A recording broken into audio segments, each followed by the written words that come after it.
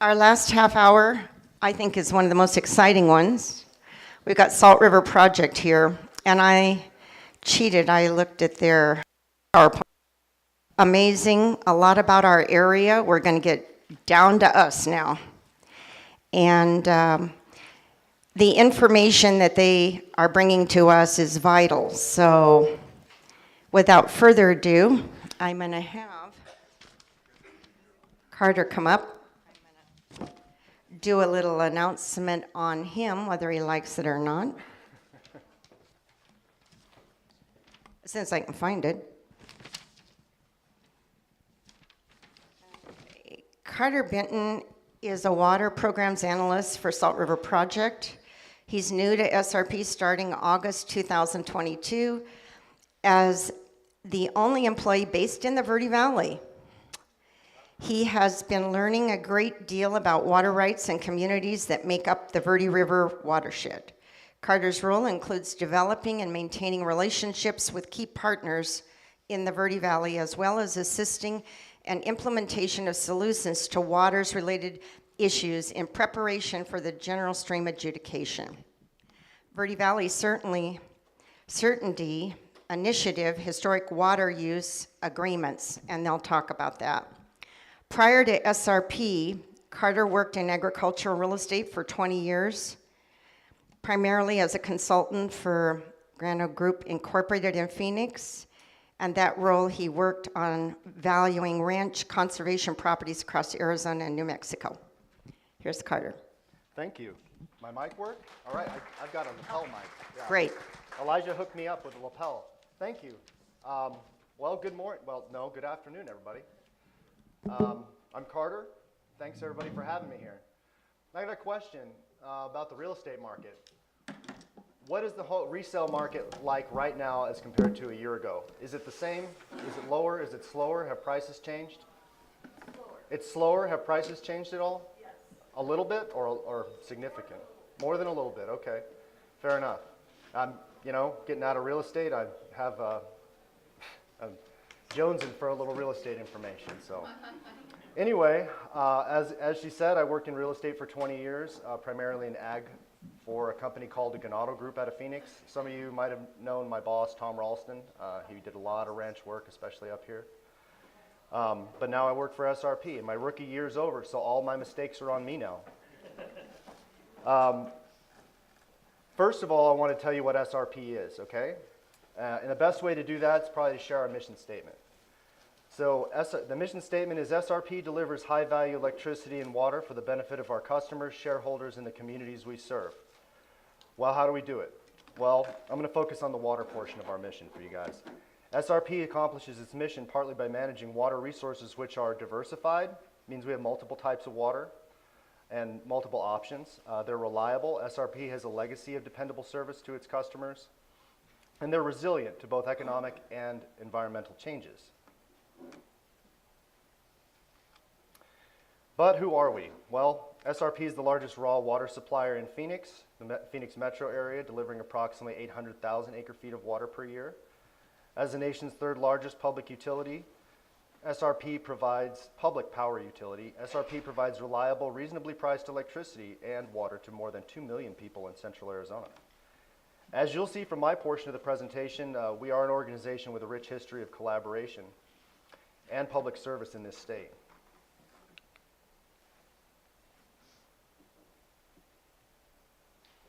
Okay, for a little bit about the structure of SRP, right? There's the Salt River Water Users Association, which is what we call the water side. That's who I work for. It was established in 1903.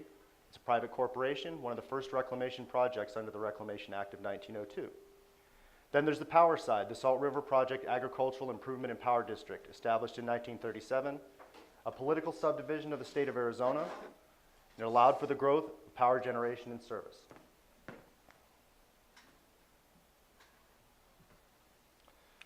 So delving a little more into history here, see that guy? I love that guy's outfit. I'm going to get one like that. For a little more background, I'm just going to delve a little more into history. So SRP is the oldest multi-purpose federal reclamation project in the United States.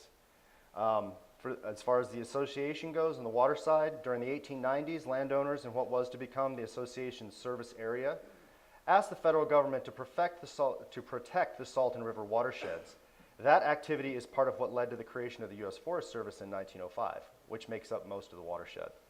1902, Theodore Roosevelt, with great vision for the western United States, signed into law the National Reclamation Act. 1903, in order to obtain money through the National Reclamation Act, ranchers and farmers in the Salt River Valley banded together to form Salt River Valley Water Users Association. They pledged their own land as collateral to repay the $10.3 million in federal loans to build a dam at the Tonto site. For context, that would be about $280 million today. Construction on Roosevelt began in 1904. By 1908, we had completed Granite Reef Diversion Dam. 1911, construction was completed on Roosevelt Dam. After the completion of Roosevelt, the association focused on canal consolidation, creating a unified irrigation system for the Salt River Valley. Other dams followed on the Salt in the 20s and the Verde River in the 1940s, with Horseshoe Dam, the last built by SRP, being completed in 1951. Okay, the boundaries between the association service area are the same today as they were in 1903, approximately 240,000 acres. SRP water cannot be used off project. So the power side, I'll just kind of breeze through this a little bit. 1909, excess power from Roosevelt Dam was delivered to irrigation pumps and other customers in the Salt River Valley, thus establishing hydropower as a paying partner for water reclamation. 1937, Maricopa County authorized the formation of the second part of SRP, the Salt River Project, Ag Improvement and Power District. The district was formed as a political subdivision of the state. Thus, the district was able to issue municipal bonds, and proceeds from these bonds were used to pay off the remaining higher interest bonds, thus assuring the financial health of SRP during the Depression and into the future. By 1955, the initial loan for Roosevelt had been paid back, and today, Salt River Valley Water Users operates and maintains the Salt River Project Reclamation Project on behalf of the federal government. Meanwhile, the district is an integrated utility providing generation, transmission, and distribution services. Now we're coming closer to home. Here's our watersheds, right? SRP relies on 3 watersheds totaling approximately 13,000 square miles to deliver water to our service area. There's the Salt River, runs about 200 miles through primarily Forest Service and Indian Reservation land. There's the Verde River, which is right here, which you all are familiar with, runs about 140 miles, although also primarily through Forest Service land. There is a lot more private land and state in the Verde. Population increase is more of an issue here than it is in the Salt. Also, East Clear Creek is very small, but it's become an important water supply for northern Gila County. There's also many important tributaries such as Granite Creek over in Prescott and Sycamore Creek, just up from us. Water comes from snowmelt and rainfall in 8.3 million acres of forested watershed. 8.3 million. We deliver 800,000 acre feet, or about 260 billion gallons of water a year, to the service area, which is again 240,000 acres. So it takes 8.3 million acres of forested watershed to provide water to the 240,000 acre service area that we have. There are many communities in the watershed we rely on. Prescott, Cottonwood here, Camp Birdie. Lucas is going to talk about some of our work with those communities a little bit later.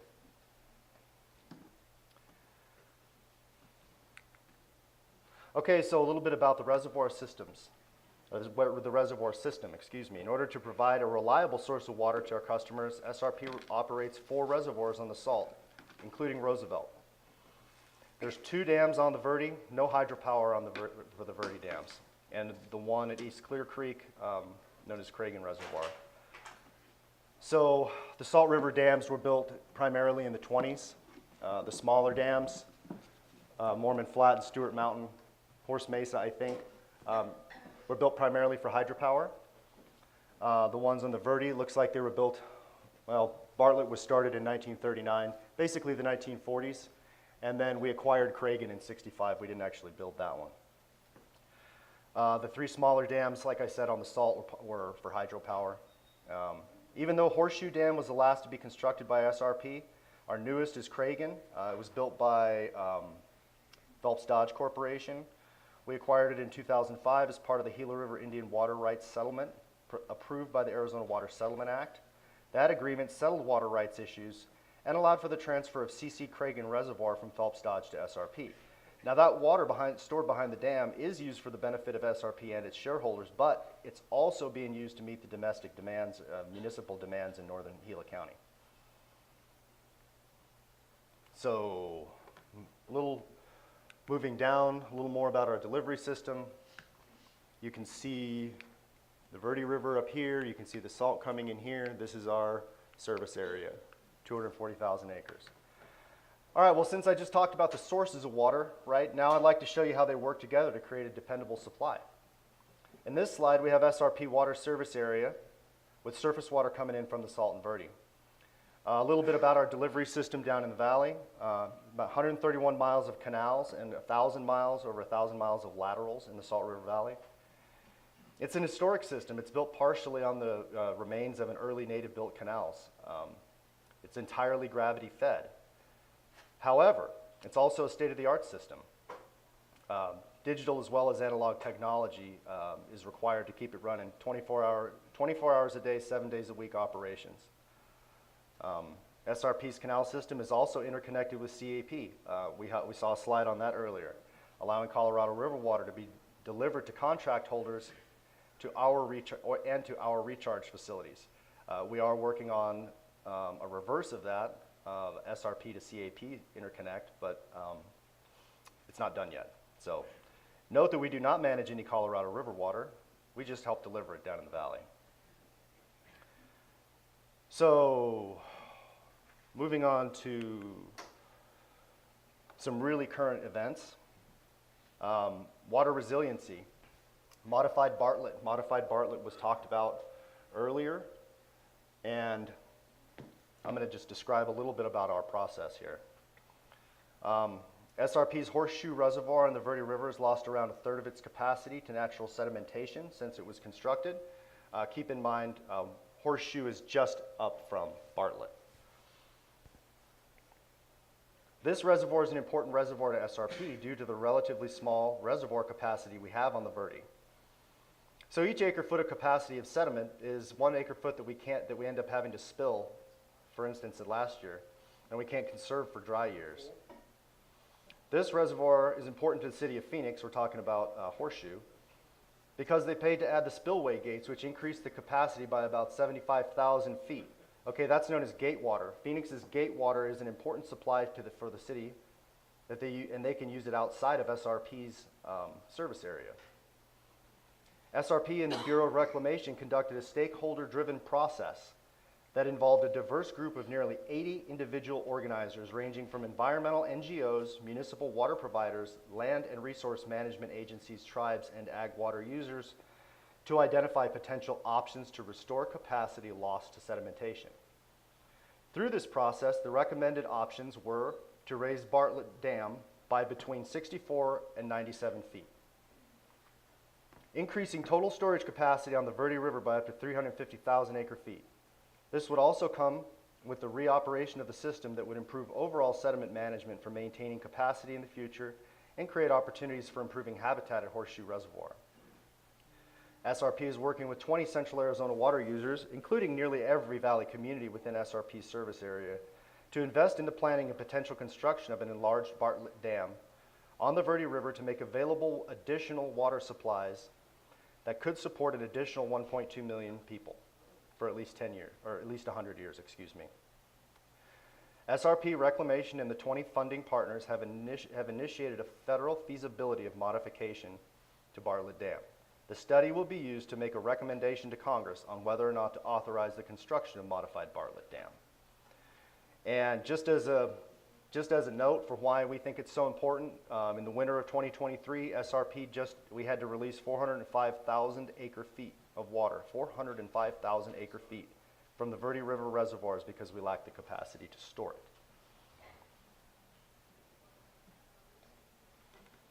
So a little more about our stewardship role, okay?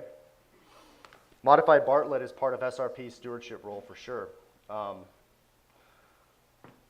Augmentation in terms of our language, augmentation for our water stewardship role involves groundwater recharge and water exchange agreements with other water providers around the valley.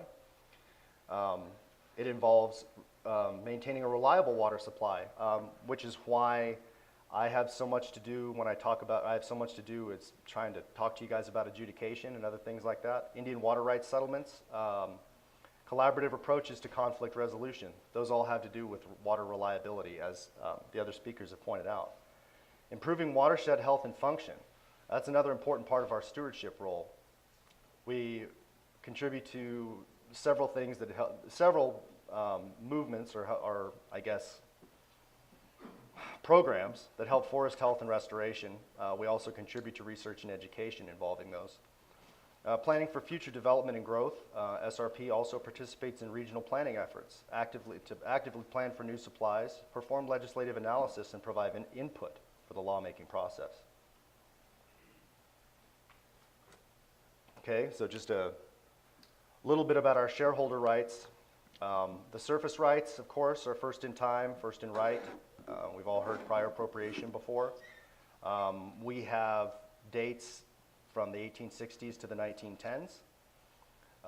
We have an extensive surface water rights with very early priority dates. They're not the oldest necessarily, but a number of them are pretty early. 85 to 90% of the natural flow of the Salt and Verde rivers plus floodwaters. That's basically what we have down in the valley. Groundwater rights, Arizona's laws on groundwater and surface are very different, as the other speakers have pointed out. Generally, there's very little regulation on groundwater outside of active management areas. SRP has a service area right that allows us to pump and service groundwater to help augment surface flows if needed. Okay, so just to bring that home, the Kent Decree was from 1910. Oh, sorry. Kent Decree is from 1910.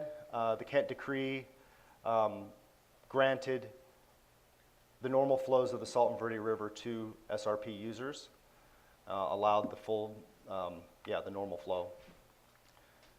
The different lands and different colors here. We have the blue lands or the A lands. The A lands were the first in cultivation. Those were entitled to normal flow of the river plus stored water. The B and C lands came into cultivation later. B and C lands are only entitled to stored water. Moving on to adjudication, getting serious. Issues in the adjudication, I'm going to go through these a little more in detail. Subflow and de minimis.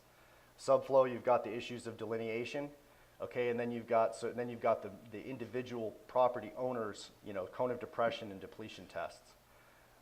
De minimis uses, there was a little bit of talk about that. I'll talk a little more about de minimis. These things seem to be particularly important to people up here right now. Okay, general stream adjudications. It's a challenge, right? We've got the judge is Honorable Scott Blaney, special master is the Honorable Sherry Zendry. Both of these two are new from the beginning of the year. They're new this year. So some of the folks or the stakeholders are still kind of trying to figure them out or feel out where they're coming from. Obviously, this is a huge challenge. The general stream adjudication is defined as the judicial determination of the extent and priority and source of all water rights in a river system. That's according to ARS 45251. Adjudications, they happen in every western state, right? Some have completed them, some have not. I think we all have to go through it though. The most common scenario that water right adjudications are designed to deal with, and this is the scenario that kind of comes up over and over and over again, is when an upstream and junior water user diverts that water to the detriment of a downstream and senior water user. Establishing the priorities, quantities, places of use, points of diversion, sources, and a few other attributes. Those are the pieces of data that are determined in the adjudication. So a little timeline, I think somebody asked a little bit about this, like when's this going to be over or something, and the answer is probably not great. This has been going on since 1974. The original file for the petition for the adjudication for the Upper Salt was in 1974. 1976, the petition was filed for the Verde. In 1979, the watersheds consolidated within the Gila River General Stream Adjudication. And finally, in 2004, almost 20 years ago, we had orders to show cause in the San Pedro. They're still working on the San Pedro and haven't got here yet, but they're going to very soon. It's a huge undertaking, right? It's massive. They talked about the amount of cases that are out there. You know, just the number of claims, 87,000 claims in the Gila River adjudication alone, approximately. The Department of Water Resources is the technical advisor to the court. Again, that was mentioned earlier, but they're the technical advisor. Adjudication should accept we think, okay, this is SRP's opinion, we think the adjudication should accept the Kent decree on its face value, but the court then has to determine the relative extent and priority of all additional claims to the water of the Salt and Verde River. So even if it was that easy for us, it's not going to be that easy all the way around. So getting into groundwater a little bit, all right, there's been a little bit of talk about wells, a little bit of talked about surface water. Why are wells an issue? Well, subflow as defined by the Arizona Supreme Court are those waters which slowly find their way through the sand and gravel constituting the bed of a stream or the lands under or immediately adjacent to the stream and are themselves part of a surface stream. So in other words, some of the water that heretofore has been known as groundwater is possibly surface water that is subject to the adjudication, okay? That's why the wells are kind of an issue. In 1950, there were 220, oh geez, this is one of our favorite slides. In 1950, there were 226 wells approximately, and you can see they're basically Cottonwood.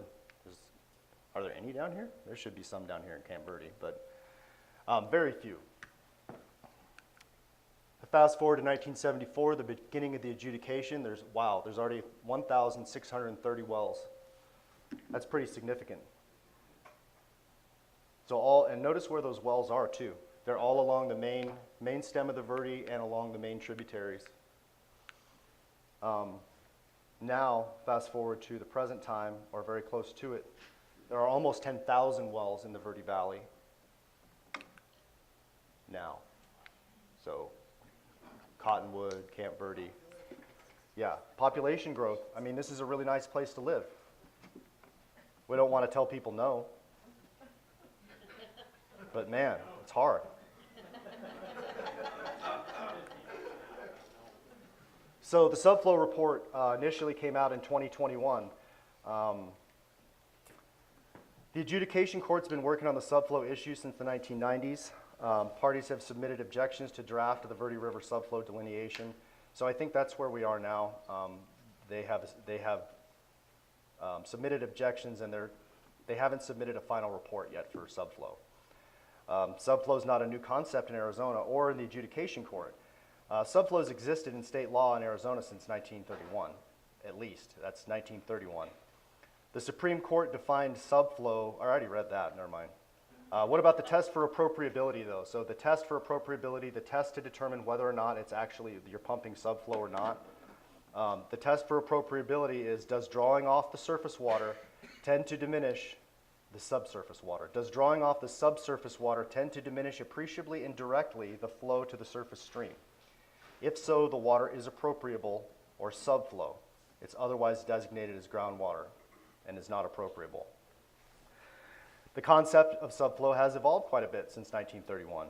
Okay, subflow delineation being the first portion of, there's 3 steps to sort of determine how much a well is impacting a river.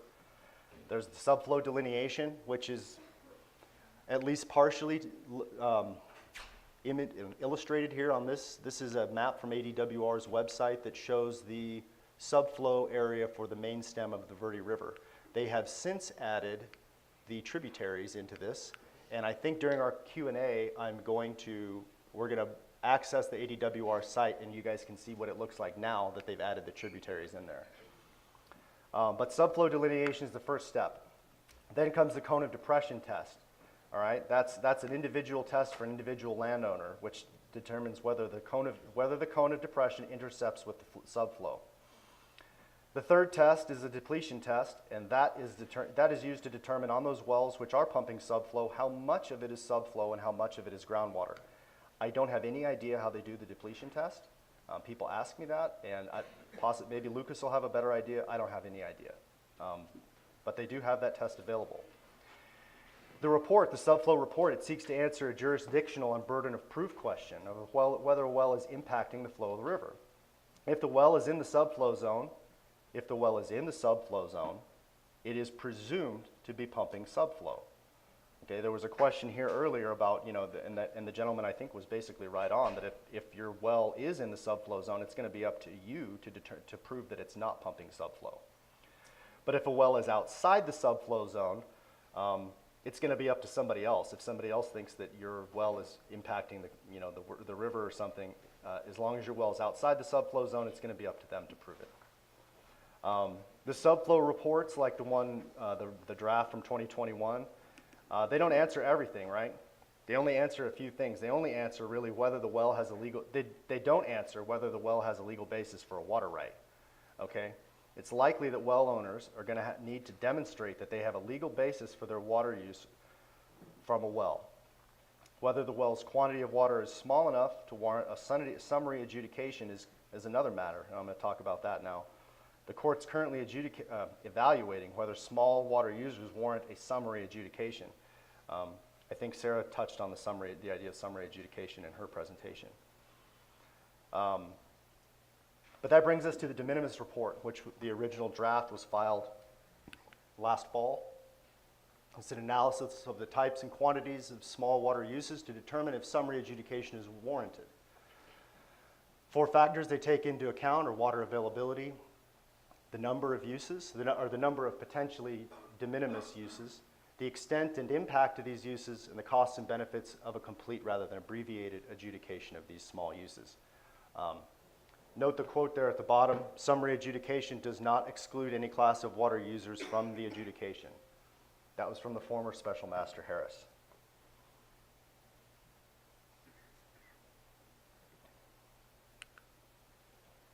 Okay, a little more about the de minimis report. The court's currently wrestling with how to evaluate the impact, right? The impact to the river. How much impact do these de minimis uses have? One way to think about that is it an annual impact? Okay, do you look at the percentage impact based on the an annual amount of water? Okay, that's ADWR's idea right now. That's how they want to do it, and that's how you can see these numbers over here. That's based on the percentage use of the total annual flow.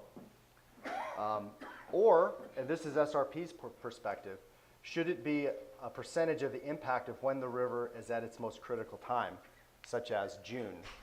Okay, and these are the numbers here These are the numbers from the month of June for the 3 different gauges: Paulden, Camp Verde, and Tangle Creek. I just want to point out some of the differences here. In June, the de minimis uses on the Verde River appear to take up 99.6% of the flow of the river in June. That's just the de minimis uses, okay? But on an annualized basis, it's 78%.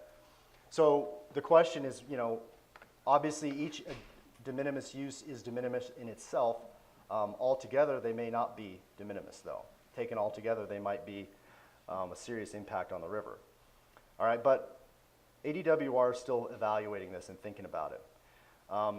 The real question is, do the economic costs and benefits still warrant a summary adjudication process, an evaluation of the extent of the smaller uses?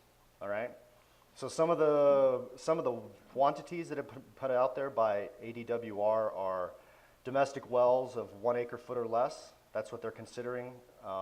Stock ponds of 4 acre-feet or less, and in-stream stock water and wildlife use.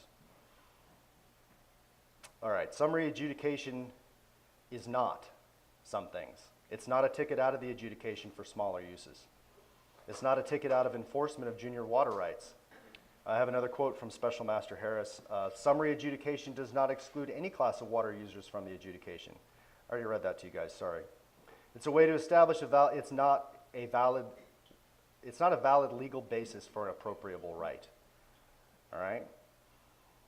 A summary adjudication is also not a process to obtain a water right where parties did not follow the state statute. This is the other quote from Special Master Harris. The 1919 Arizona Surface Water Code is the exclusive method for a well owner who has filed a statement of claimant to obtain an appropriative water right in the state of Arizona for water pumped from a well located in the subflow zone with a priority date after June 12, 1919. The summary adjudication, finally, is not an attempt by participants to have the court mandate metering of wells on any smaller uses. We talked about that earlier. Nobody that I know of is in favor of metering small wells. That's not necessarily what anybody wants to do. Maybe bigger wells, we'll see. But